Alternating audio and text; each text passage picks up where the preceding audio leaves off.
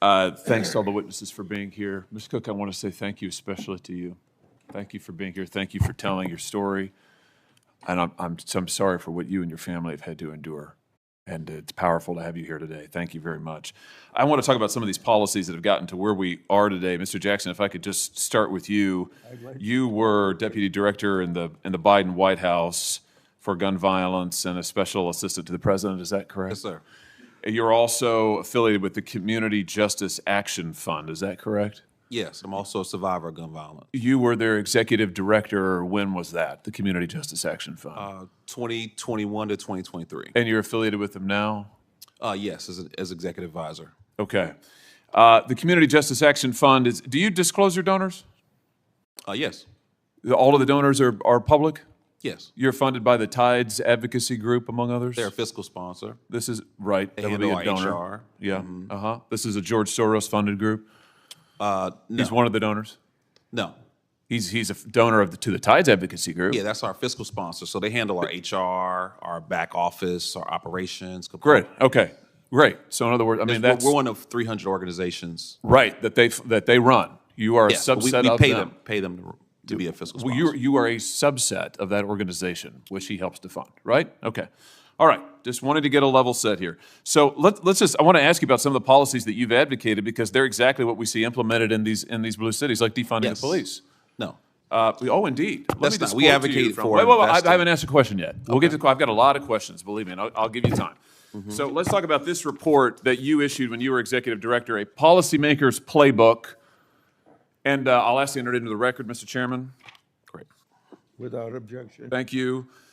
In this report, you advocate, and I quote now, defunding the police because the long-term goal is fundamentally to reimagine how the state serves its citizens in the project of public safety. You go on to say police departments traumatize residents through a destructive cycle of racist over-policing, and the answer is not to add any more money to police budgets.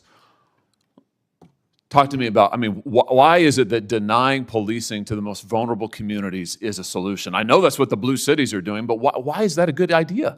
Well, look, I in no way stand with defunding law enforcement. I mean, That's what your report says. Sheriff Mike Sheridan, who taught me how to drive when I was 16 years old. Wait. Your report, when And, your executive director said you wanted to defund the police, do you renounce this report? Mr. Jackson, do you renounce the report that you authored as executive director? Here it is. You're the second senator to bring up an op-ed or This isn't an documents from op-ed. This before is my your tenure. report, a policymaker's playbook to reduce gun violence without policing communities. Okay. Community Justice Action Fund, copyright 2023, when you were executive director.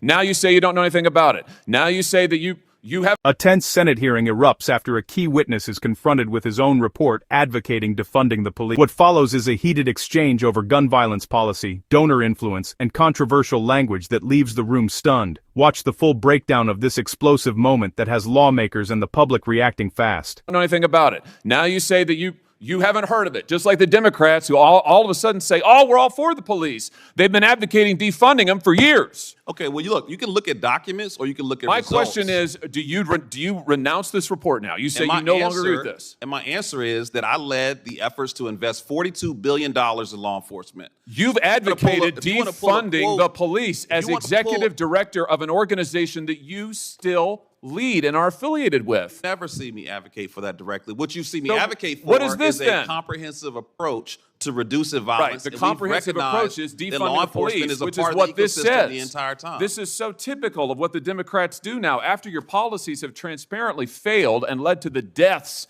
of millions of Americans, now you say you've never heard of defunding the police. Your own report recommends it on page after page after page. Let me ask about something else you say. Here's what you say we ought to invest in. Instead of funding the police, here's what we ought to invest in. We need to invest in programs that acknowledge the need for safe space initiatives led by lesbian, gay, bisexual, two-spirit, trans, and gender nonconforming people. What's two-spirit? Well, look, I don't know exactly. You guys are pulling some interesting quotes. This here. is from your report. If you look at the report, the focus is on investing in violence intervention, outreach workers. You say that you shouldn't invest in the police, but we ought to invest in two-spirit community programs that acknowledge two-spirit Look, we are individuals. not going to discriminate. What is that? We're not going to discriminate against any nonprofit that What wants is to a help us two-spirit? prevent violence in What our is community. two-spirit? You say don't fund the police, but do fund programs that create safe spaces for two-spirit people. What is? I just want to know. I don't know what that is. I have no idea what that is. Well, I honestly, I'm not completely aware of the language or You the wrote spirit the of how that was report? written.